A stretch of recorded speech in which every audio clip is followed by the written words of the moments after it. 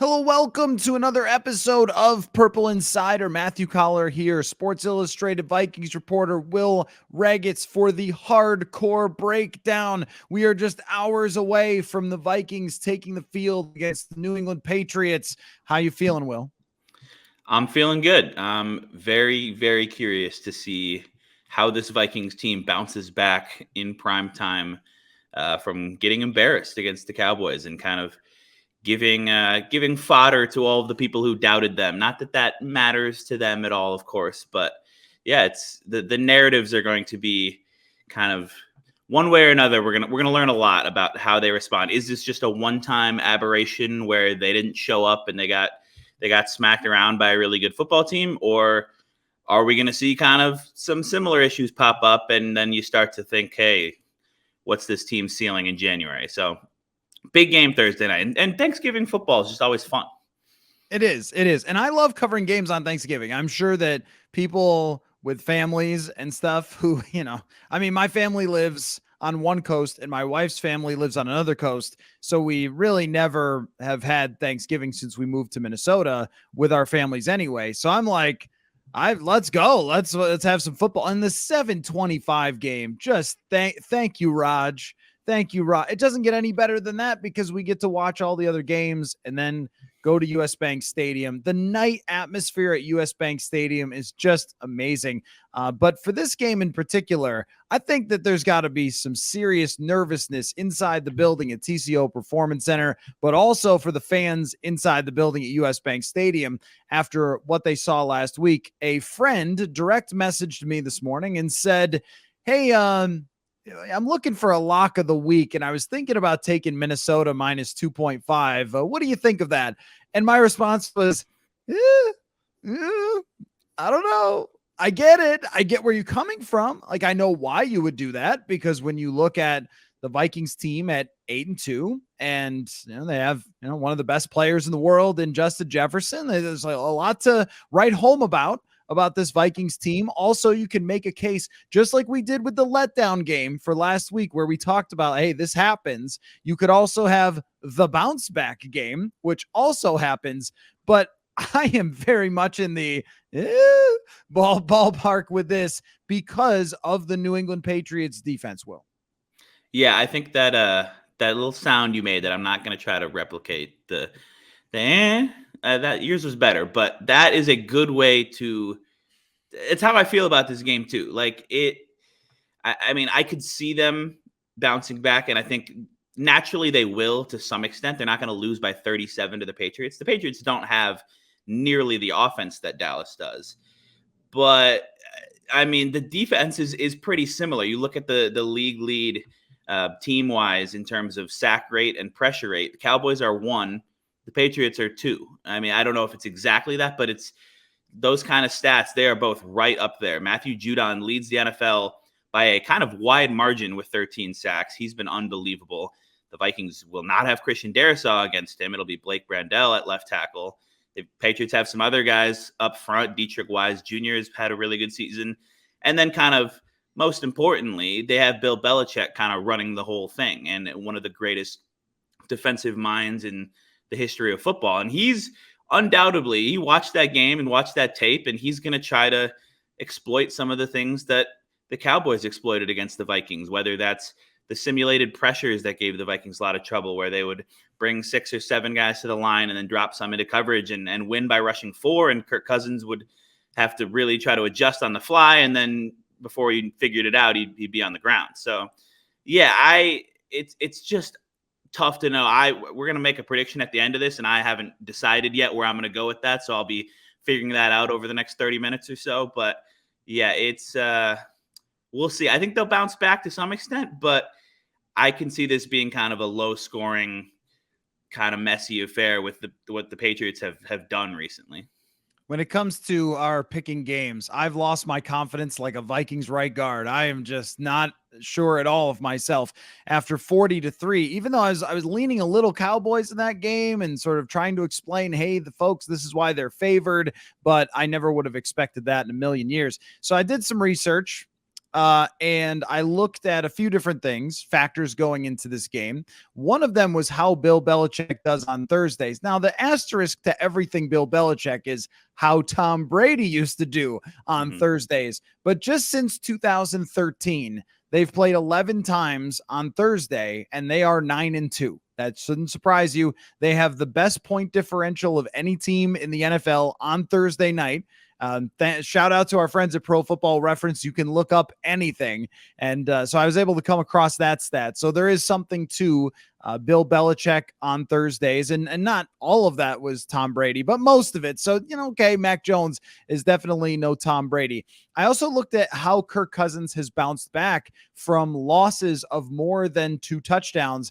And the crazy thing, well, I mean, I guess it's crazy, but maybe this is how you keep a job for a long time. He has had very, very few of those in his career. I mean, 1 out of every 14 starts or something. I think it was 14 out of 130 games have been that he lost by more than 2 touchdowns. I mean, that is just not a Kirk Cousins thing to lose by more than 2 touchdowns like that. So after the game against Buffalo in 2018, they bounced back. He had one of his best games as a Viking against Los Angeles. It's just that the defense did not take the flight out to LA.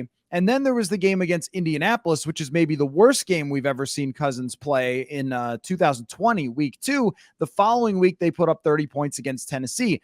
The problem is that those were 2 defenses, the Rams that year in Tennessee, that were not really good at all. And this is a good defense. So there isn't much of a sample size to work with Belichick having anyone except for Tom Brady win him games on Thursdays, or for us to really say, oh, hey, Kirk's really great at bouncing back, or he's not really great at bouncing back.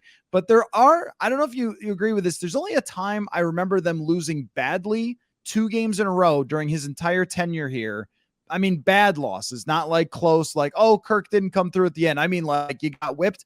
And that was when John DeFilippo got fired, when they lost to New England 21-7, I think, or something like that.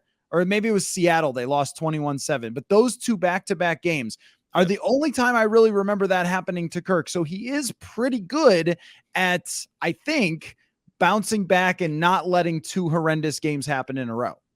That's kind of the appeal of Kirk Cousins, right? Is that he's gonna get you in the game most of the time. You're probably not gonna blow many teams out. I don't think that's happened a whole lot in his Vikings tenure, and certainly hasn't happened this year since week 1. But he's also not going to get blown out very often because he's such an experienced quarterback. He's going to be able to generally shake things off and then come back from a bad series or 2 and then start to play well. And that just didn't happen in that Cowboys game.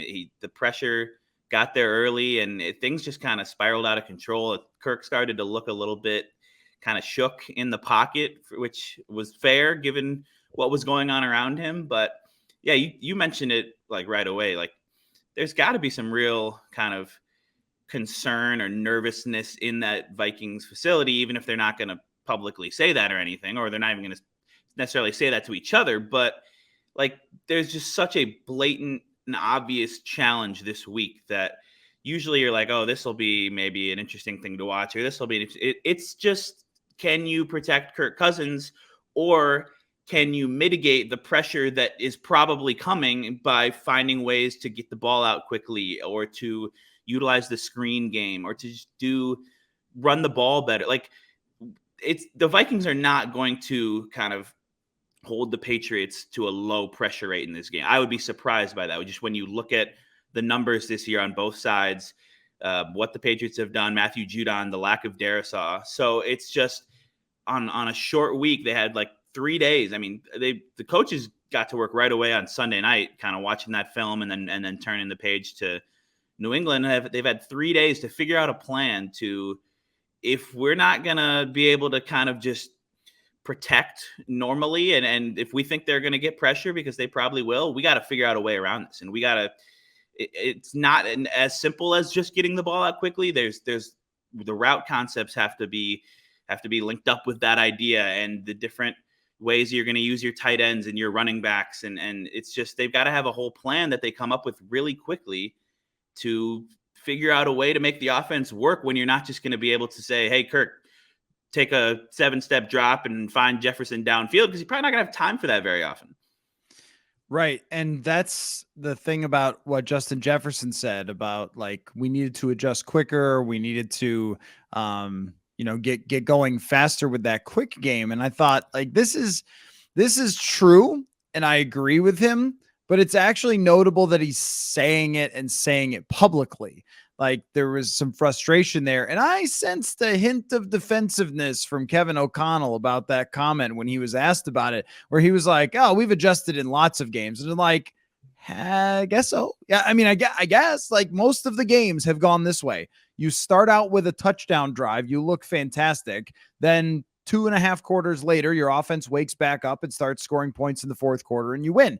That has been most of it. I don't know if that's adjustments or that's been more teams trying to protect leads against Justin Jefferson and Kirk Cousins and they play off and make mistakes and Kirk takes advantage. And then, I think that he's been very confident in those late game situations Cousins has this year. But if you're telling me that you've made great adjustments in games when the defense changes up after your first drive, I'm just going to have to agree to disagree. I have not seen that so far this year. So can you make a game plan adjustment now when you know that this pass rush is coming? Because the minute they ruled out Christian Darrisaw, it was like, oh, pass rush coming.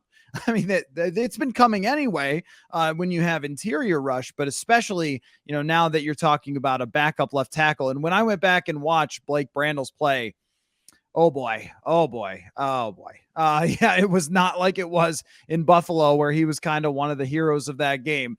It was much more of getting dominated play after play after play. There's one play where Parsons, I think it's Parsons, just runs right through him. And then Delvin Cook was supposed to be blocking someone else, but Cook tries to throw a body his way and he gets thrown aside and Kirk just gets sacked almost instantly. Like these things are going to be tough. And I think that if they don't make some serious changes, even in a couple of days with how they get the ball out quickly, because the average, I looked this up, the average, this is what I mean. Anything is available. Anything you need to know.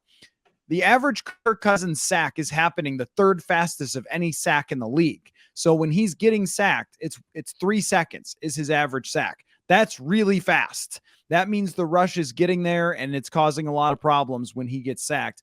And I just don't see how they're supposed to slow down that pass rush. The problem is when you're facing Bill Belichick is this man makes it his life goal to shut down top receivers. Like find something in your life that you love as much as he loves, double teaming, and not like some soft, over the top play the guy 7,000 yards back. Like, no, he's really going to double team your guy. And in 2018, Will, you probably remember this, every third down, it was 2 dudes on Diggs and it was 2 dudes on Thielen. And it was like, Laquan Treadwell beat us on third down. We dare you. And Kirk targeted Laquan Treadwell on a key fourth down.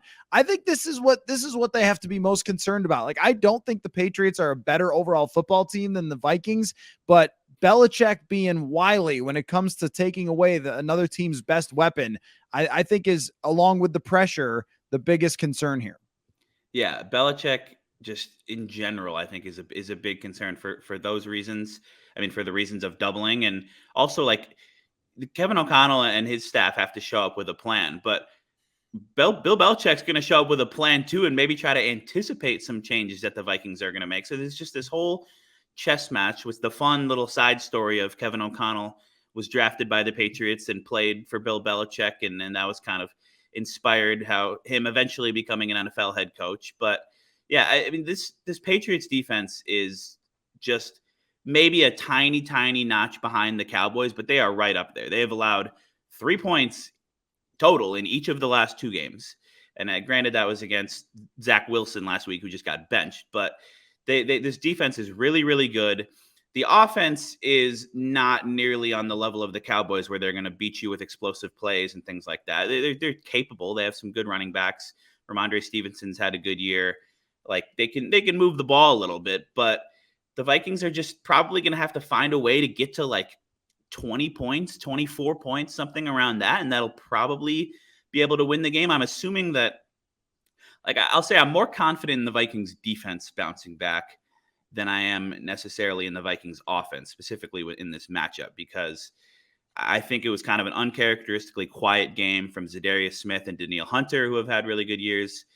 Smith, I think is mostly healthy. It's a short week, and he's been kind of dealing with a knee, but he had been so good, and he just wasn't really a factor outside of that one time that Dak Prescott like spun right through his arms. That could have been a big play early. And then like I think Jordan Hicks, Eric Kendricks, like all those guys will bounce back. Harrison Smith, Patrick Peterson weren't really huge factors in that game, but I'm more confident in the Vikings defense bouncing back. The offense is just, I have no idea what to expect because this Patriots defense is so good. They're going to bring pressure. Matthew Judon has had an unbelievable season. You're missing Darisaw, which we can't really be overstated how important that is when he's been your second best player behind Justin Jefferson all season.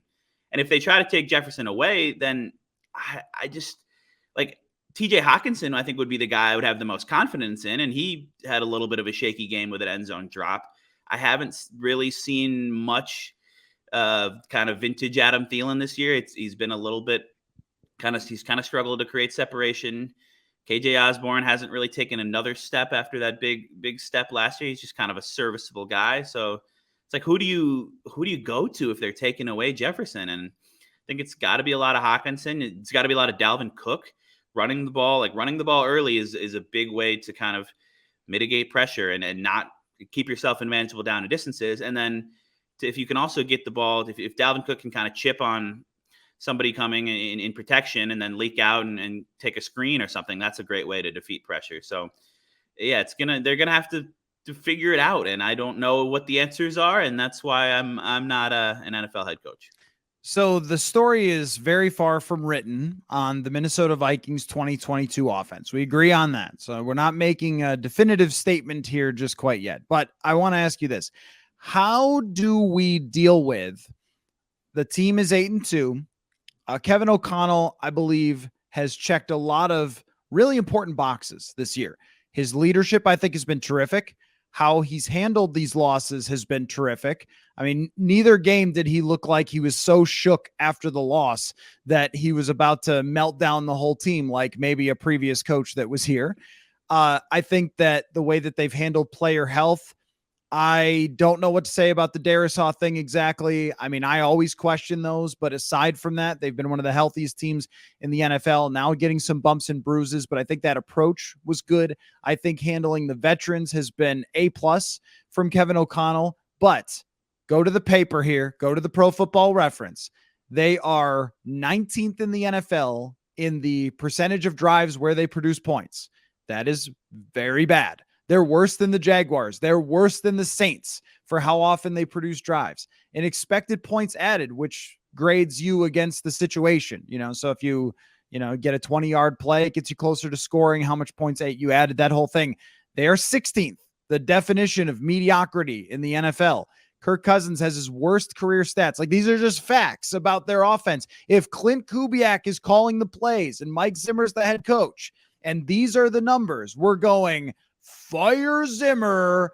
Clint Kubiak is Gary's child and doesn't know what he's doing. Like, how do we deal with this? KJ Osborne, quite a bit better last year, right, than he was this year. Adam Thielen was better when he was healthy. They got more out of the tight end position. Now, I know Hawkinson is here, but Tyler Conklin, more out of the tight end position. Their pressure rate was lower last year than it is this year. I mean, everything on paper. That's not to say that people aren't more confident and that they haven't been clutch in the biggest situations. Not to take away from any of that. But how are you feeling about that? Like, how do you process what's happening on paper with the offense versus all the other things that we could say Kevin O'Connell has done very well this year? Yeah, it's weird because Kevin O'Connell 100% has been a good hire so far and has done a lot of good things that you just mentioned with the culture and with the leadership, which is a really, really important thing when you're leading a large group of grown NFL football players. And that should not be kind of discounted. But there's a world where the Vikings don't pull off that Lions game and they don't get a double doink in London and they don't come back. Like Taylor Heineke doesn't gift them an interception late in the fourth quarter, and they're like 6-4 right now. And then we're not like talking about Kevin O'Connell as a coach of the year. We're talking about, okay, this team's been interesting at times, and Justin Jefferson's really good, and Christian Darisaw is really good, but have they improved that much? Because if you look at the EPA per play numbers, the DVOA numbers, I mean, DVOA, which is kind of just this overall metric that measures your kind of play-to-play performance. It's adjusted for the defenses you're facing, both sides of the ball. I mean, they're 24th overall in the league right now, despite being 8-2. Like, they're behind some 3-7 teams. Offensively, they're 19th, which is right about where those numbers you were listing are. Like, you can argue that the 2020 and 2021 teams aren't that different. Like, and those teams weren't very good. They were 500 level football teams. So is this team notably better than that? And the advanced stats would say maybe not. Now, again, it's a real thing that they have stepped up and they have had this kind of internal self-belief, and they've played really well in the big moments, and that's what's allowed them to win so many close games. But is it sustainable is the question that we are going to find out on Thursday, the following week against the Jets, kind of the rest of the season. And they've set themselves up in a position where they're going to make the playoffs, but do they have a ceiling, and like a ceiling to make a run to a championship? And I have a lot of questions about that after what I saw on Sunday. It was reminiscent of a lot of the kind of Zimmer era games. And I was talking to you about this the other day, like the games where the pressure rate from the defense is so kind of severe that you can't get anything going on offense. It was like the week 4 game against the Browns last year, where they scored on the opening touchdown. They didn't score after that. They lost 14-7. It happened a bunch in 2019. My first Vikings road game I ever covered was in Chicago. I think week 4 of that year. They lost 16-6. It was just every play I was like, oh, Akeem Hicks and Khalil Mack are in the backfield after 1.5 seconds. They couldn't do anything. Like, there was no way they got the ball and you're like, this is a 3-and-out with a sack. Like, there's nothing you can really call as Kevin Stefanski or Clint Kubiak or Kevin O'Connell or whoever to really mitigate. There's ways you can try to get around it cleverly, but at the end of the day, like, if you can't protect it. Then it happened in week 16 when they're trying to beat the Packers to stay alive in the NFC North race. And it was the same things. Darius Smith dominated them. And then it happened in the divisional round against the 49ers. And you're like, this team just isn't close to overcoming the elite defensive lines that you have to overcome to win a Super Bowl. And look at who they are going to play in the NFC playoffs this year. They will have to potentially play all 3 of, but at least a couple of, San Francisco, who's been really good recently with Nick Bosa, and their front's always good. Dallas, who you just lost to by 37, and Philly, who you lost to by 17 earlier this season. Like, do they have the ability to beat those teams, specifically in terms of protecting Kirk Cousins? And I'm not sure. And this season's been a lot of fun, and it's going to continue to be fun, but I wouldn't be super confident in that ceiling right now. I guess in my mind, I don't want to say the story is written, because I think that it could go 3 ways. I think it could go where Kevin O'Connell says, you know what? And he started to do this a little earlier this season, but then got away from it in these last couple games, where he says, you know what? Calls up Gary at the ranch and says, Gary, you're a legend. You're the GOAT. Okay. Teach me some boots. Because their boots have been horrendous. Like, they're whatever Gary was doing on the bootlegs, they're not doing, because they get blown up almost every single time. And the Vikings have always had bad guards, yet those play actions worked so well for Gary Kubiak. I think it's because you have to set them up throughout a game and give different looks and then really be ready to hit that big one. You can't just be like bootleg, right? You have to really, and then somebody told me this. I think it was Steve Berline told me this about Gary Kubiak, was that he was really brilliant at knowing how to set up a team and sort of make them think like, oh, this is a tendency. They only run out of this look or that look, and then boom, hit them with like the deep play action. It hasn't worked at all. I think that O'Connell has realized at points that he really has to run the ball to set them up in good situations, but their run game has been famine, feast, so much to the point where they are ending up in a lot of those 3rd downs. And he keeps saying it, like, we need to run. But their running game has been, it's funny to look at, see 5 yards a carry to like there's a few of those carries that are really pushing that yards per attempt as opposed to a more consistent running game, which I think they've had in the past. But how he adjusts from here, because I think that there was an initial adjustment and then they kind of went back to what he wanted to do after they won. And now they need to go back to it. Like, look, Ben Ellefson might have to be in the game. Johnny Munt might have to be in the game. CJ Ham played two plays. Like, that's one of your best blockers. I mean, you're going to have to use some of these dudes that can block because you're not going to be able to do it. And if they go out against the Patriots and that's what they do, and it's two tight ends and it's a fullback and it's, hey, Jefferson, go get open deep down the field, we're going to block it up. I'll be impressed, and I'll think that they can, beat some of these good defenses, because I think they'll take the ball away from other teams on defense. And Mac Jones is going to give you the football. Mike White's the starting quarterback of the Jets. People ask me if that was the Vikings hex on other opposing teams. I'm like, I think that's actually a bad break. I think you wanted to face Zach Wilson.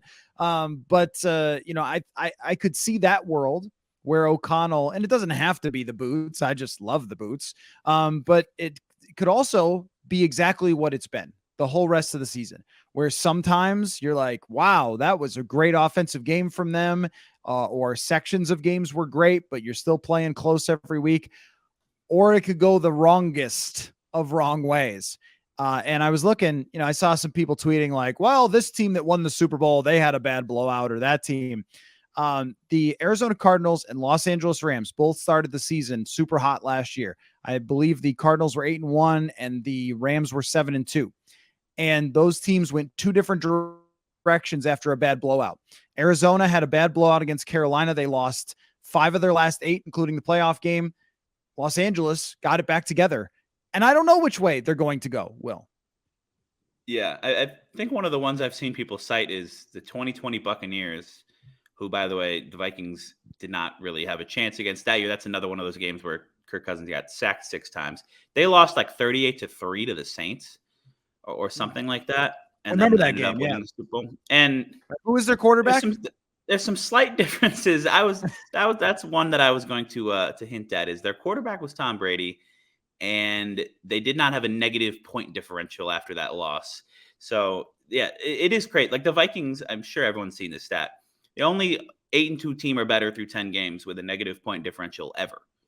And yes, that happens when you lose by 37 and you've won a bunch of one-score games in a row, but it just kind of speaks to what's going on here. And I'll say this, like, I'm through 10 games, I believe in Kevin O'Connell as a head coach and as an offensive mind and as a play caller. I think the opening script stuff has been awesome. The low red zone execution and the way that he's kind of fooled people with the various eye candy and then kind of found whoever's open in the low red zone and schemed different guys open. I think that's been really impressive. And a lot of different things have looked good, but it's going to take time. I mean, he hasn't been a play caller for very long. This is his first full season doing it. He's still kind of getting used to doing that while being a head coach and getting used to the personnel he has here. And it's just, the Vikings are not some like top 10 offense, which is fine for most of these. You don't necessarily need to be if your defense is going to play well and create takeaways like it has been. But for Thursday's game, like, I think they're going to come out, and Kevin O'Connell, I think, even said this, like, they're going to run the ball more. And because that you can't get sacked when you're running the ball. It kind of can help you if you're doing it efficiently, stay on schedule, mitigate the pass rush a little bit. And Dalvin Cook, I mean, he averaged like 6.5 yards per carry in that game. He just ended up only getting 11 carries because the score got so out of hand. And the Patriots are number 1 in drop back EPA. They're number 1 in pass defense DVOA. Both of those things aren't just like coverage. They take into account that they're unbelievable with the pressure as well.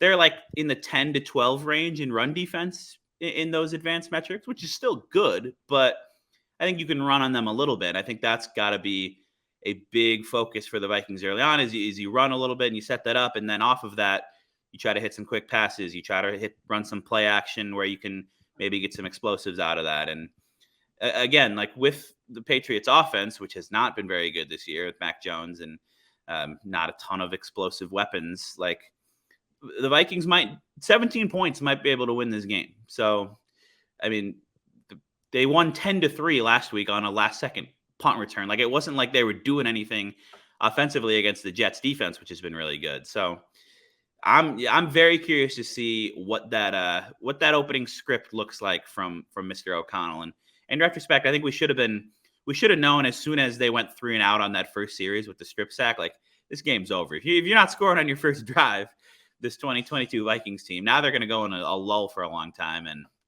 yeah, they went into a lull for basically the rest of the game. They had one decent drive on the second one and couldn't even finish it with a touchdown.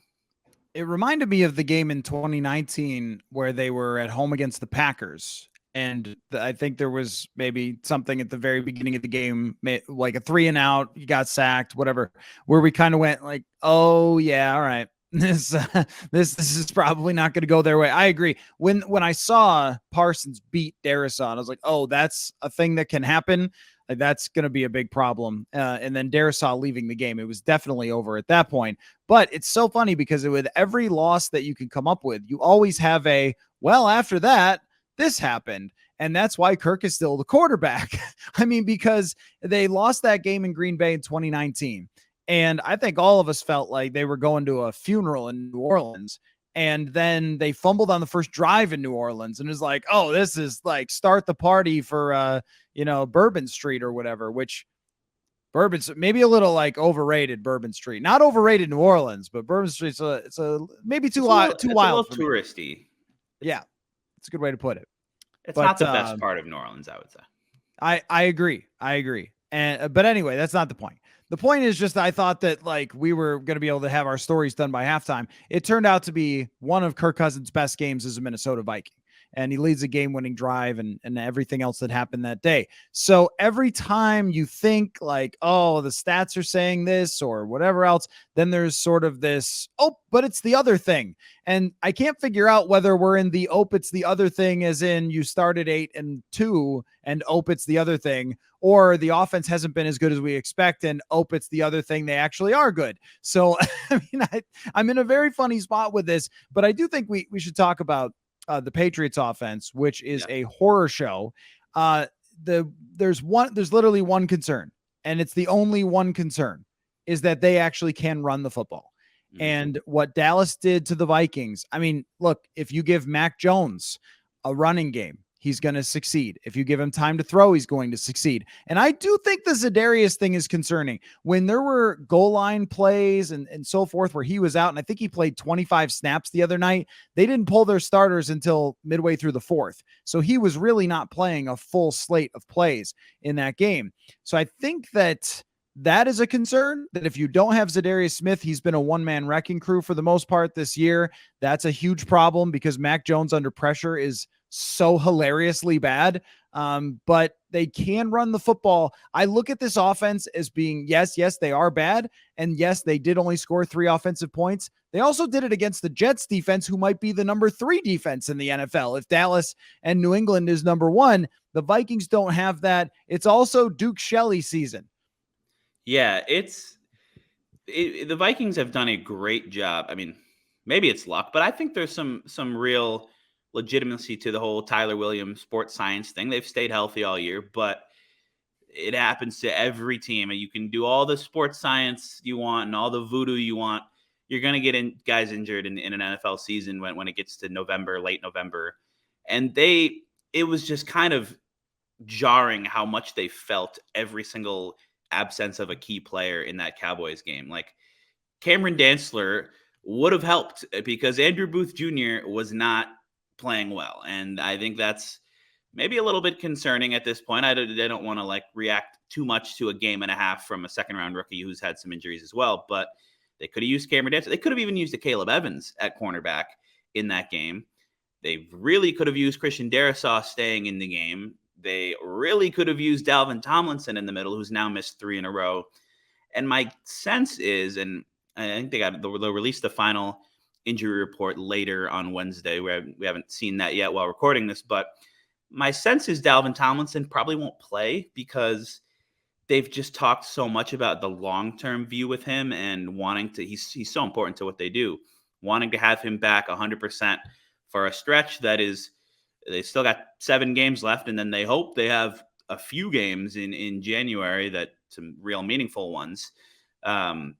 So I think the kind of the balance of, hey, we could really use him in this Patriots game, I think that'll probably be overruled by, hey, well, let's give him another 10 days to really recover and not stress his calf, which is kind of a tough soft tissue thing. And let's have him ready to go for that Jets game, which it's just been, I mean, the first couple of weeks you were like, all right, they've overcome the Tomlinson absence well enough. And James Lynch and Kyrus Tonga and Jonathan Bullard and all these guys are playing fairly well. But this game really, the Cowboys game really exposed that they missed Tomlinson, because the Dallas was just running the ball really effectively, and then that was setting up everything else in those explosive plays. And so the injury report will be something definitely to watch this week. Yeah, Duke Shelley might end up making his I don't know if I think he started some games for the Bears. His first start with the Vikings, because Evans is in concussion protocol, and you don't know, it's kind of unpredictable if he's going to be able to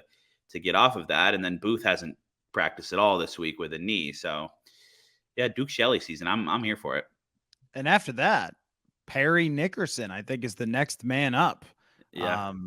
Duke Shelley got a game ball, by the way, for that in Buffalo. I noticed it in his locker the other day that he had. I mean, it's a hell of a play for sure. I wonder if that's the fewest the snaps to game ball ratio we've ever seen, because he played 3 snaps. But if one of them is a game-saving pass breakup, give the man a game ball. I love it.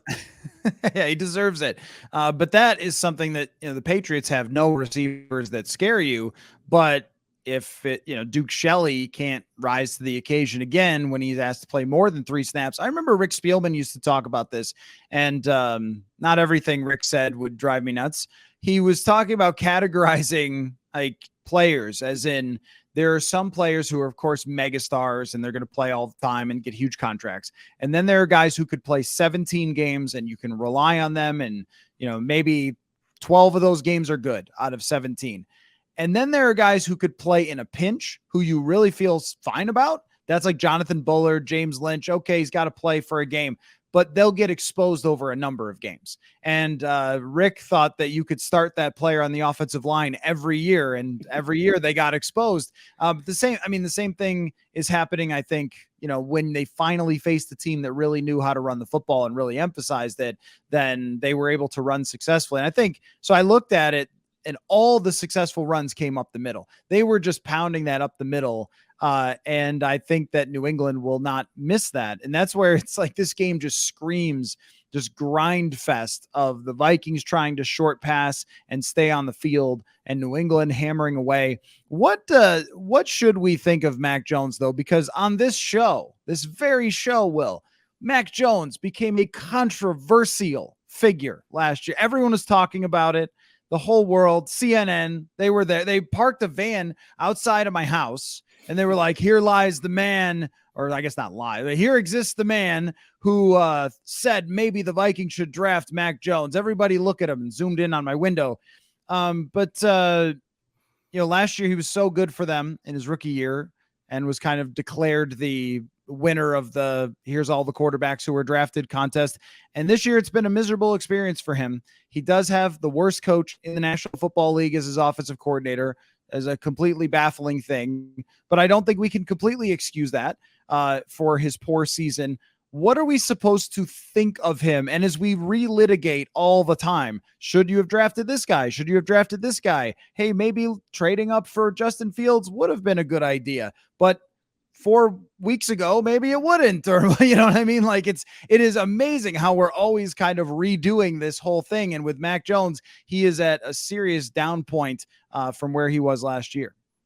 Yeah, the whole quarterback, the 2021 quarterback class is really interesting, because Zach Wilson gets benched just now, and Justin Fields looked like unplayable for the first, 16 games of his career. And now he looks really, really good with the running and kind of the dual threat and everything that he showed at Ohio State. And Mac Jones had a good season, and he looked like a perfectly solid game manager kind of guy. And I understood the argument that you made, where it's not necessarily about him being a big upgrade from Kirk Cousins. It's about him being similar, but costing you a tiny fraction of the price. And that makes sense. And now it's like, Well, he still has to kind of be good, and now I'm not sure if he is because he got benched for somebody named Bailey Zappi, which was a fun little time of the season in New England where they were talking about Zappy Hour, and everyone was like, "Oh, this guy's so good," and then he's not good either. So they went back to Mac Jones, and yeah, Matt Patricia as the offensive coordinator. It's kind of all a nightmare there on that side of the ball for the Patriots. But yeah, I don't know how we should feel. I think Mac Jones is going to carve out a perfectly fine long career in the NFL, and I think probably a good amount of that will be as a solid starter, and maybe some of that will end up being as a backup if a team ends up with a higher ceiling option, and that's fine. And for what he's doing right now, he's on a rookie contract with the Patriots, and if he's able to kind of get back to the level that we saw him at last year, that's a really good asset to have. It's just he hasn't been there this year, and the Vikings are going to try to make his life really miserable with Zadarius Smith and Daniel Hunter, and then kind of their experienced guys on the back end. And I was just looking at the over under for this game is 42.5, which is pretty low for an NFL game. It's not the lowest this week because the Bears and the Jets are below 40, but I would even lean towards the under on that because that requires like 21-21 or something similar. I mean, game can't end 21-21. Well, I guess it could, but like I could see this being 17-14 type of thing. And I know I probably lose some credibility. I also said that against the Bills, and then it was a 33-30 game. But in my defense, it went to overtime, and there was some wildly big plays that happened in that game, an 81-yard touchdown run. I just would be surprised. No official gambling advice here, but I would be surprised if this is anything resembling a shootout with the Patriots, the Vikings kind of offensive line against the Patriots defense being such a strength against weakness for New England. And then the Vikings defense has mostly played well this year, not in terms of yardage allowed, but in terms of big plays, takeaways, sacks, and you're going against an offense that struggled. So yeah, I don't know what's going to happen in this game. I think both teams, as usual, are going to try to kind of get the run game going early, and I think whichever team is more successful with that is going to have kind of a leg up. And then I'm just excited to watch the whole chess match, especially when the Vikings have the ball, with O'Connell trying to get inside the mind of his former kind of mentor, Bill Belichick, and all these different things. And yeah, it's going to be fun. I think that losing 40-3 ramped up the intrigue of this game tenfold. Mm-hmm. Like that. I think going into it, had they lost by 7, we would have gone like, well, even if they lose this one, but they really should win this one and everything else. And it really brought a lot of things kind of crashing back to earth after what happened last week. On the Mac Jones thing, I think that what we see in the NFL is that there's a handful of quarterbacks who you pay all the money, and even if your roster slips, they're going to keep you being good, or that you're rebuilding around them regardless, either way, right? And then there's a huge chunk of quarterbacks where everything is circumstance. If you give them an amazing circumstance, they will be good. If you give them a horrendous circumstance, they will be horrendous. And I think that like Cousins is the absolute highest end of that in the NFL. Like even we're seeing with Derek Carr where horrendous circumstances, and even Derek Carr has been pretty bad.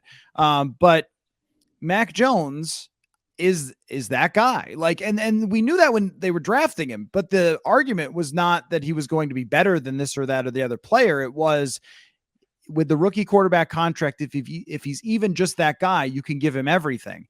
And the Patriots did not give him everything. They gave him Kendrick Bourne. They gave him Devontae Parker, 2 highly paid tight ends for only God knows why. I mean, that just like, it just doesn't make sense. And then the worst coach in the league. I mean, they just completely bungled this in year 2, yet they're still finding a way to win football games. But, if you give him Justin Jefferson and you give him a bootleg offense and you give him the running game with Delvin Cook and all those things, well, maybe we're talking about something different. And then $25 million or $30 million in cap space. I mean, you're talking about completely different ball games with those two things. So the way that I was looking at it initially, that equation includes Justin Jefferson, not Kendrick Bourne. So I think that, this has been for a Belichick who's maybe mistakes as a general manager were all painted over by that all-time great quarterback he had for a really long time. It's been exposed a little bit recently over the last couple of years. So, but still, much respect to Bill Belichick and his defense going up against the Vikings. So this will be very, very intriguing on Thursday night. So now, just go for it. Just put it on record. Doesn't matter now. We blew our record so badly. It doesn't matter now. Yeah, I think I'm down to 7-3 because I was like, all right, I'm done. I'm done picking this team to lose. They just don't lose. They find ways to win, and then they lost pretty badly. And now I don't exactly know where to go in this game, but I am going to just kind of gamble and believe that this Vikings team is nowhere near as bad as it looked on Sunday. And I think that they're going to be able to do just enough on offense. And Kevin O'Connell's going to figure something out where he can win a game with Blake Brandel at left tackle. And I'm going to take the Vikings to win, mostly because it's Matt Patricia and it's this Patriots offense that's such a train wreck. And I think the Vikings will be able to kind of just slug it out and find a big play or two, whether it's Dalvin Cook on the ground or Jefferson through the air, TJ Hawkinson, or like a Harrison Smith interception that he returns for 50 yards and flips the field, or something along those lines. And I'm going to take the Vikings. I will as well. I'm going to say like 17-13. But I think that's right where my head is at as well. Yeah. I think that's like the Patriots defense is all it's cracked up to be. However, they have really gotten fat off some Zach Wilson this year with some of their statistics. So I am going to say the Vikings are just the better football team and that they bounce back here and that this ends up being a big win that we look at as they go down the stretch. But it feels a little risky what we're doing here with the whole primetime Kirk Cousins narrative and everything we saw on Sunday, but I think it makes sense. I think this team, they won 8 games for a reason. That wasn't a complete fluke. It was sort of fluky, but it wasn't a complete fluke. I think they're a good football team. I think they're a better football team than the New England Patriots, even if DVOA would disagree. And I think the building is just going to be rocking at home. I mean, it's always rocking at home, but at night with the purple and yellow alternate uniforms on, like it's going to be on a holiday. It's going to be pretty awesome. And one quick question for you though is what's your favorite Thanksgiving side dish? So this is always hard for me because I don't really care about Thanksgiving. Okay. Because I mean, like I said, I mean, the family, we don't really do a big Thanksgiving. There have been years where we've ordered pizza before on Thanksgiving. It's just like I respect it. Turkey is fine, ham is fine, whatever you like is fine. I will say that if there's one thing that really shines to me, that would be pumpkin pie. It is the only time during a year I'm not like on a Tuesday in July being like, I feel like pumpkin pie. It's only the one time per year. And growing up, my grandma made a heck of a pumpkin pie. Every year we would get it. She would make me an extra one because she knew we liked it. So all the other foods, take or leave. Stuffing, I don't know. It's fine. I don't know. I'm not going to, I don't want to fight anybody about it. Like, it's fine. You like whatever you like. But I will stand for the pumpkin pie. Okay. I like it. Good to know. Are you not going to say any words? You just wanted to know mine? Okay. I will say that I'm a huge mashed potatoes and gravy guy. But pumpkin pie is really good. I like apple pie with ice cream. That's kind of the dessert staple for Thanksgiving. But I don't know. I'm excited for Thanksgiving. I'm gonna see my family for a little lunch, just my parents, and watch the frisky Lions try to keep up with the Bills, and then Cowboys Giants, and then we got our game. It should be a fun day. Yeah, very, very, very much so. Looking forward to it and looking forward to breaking it down here with all of you as we always do after the game. So, Will, thanks for your time. Thanks, everybody, for listening, and happy Thanksgiving.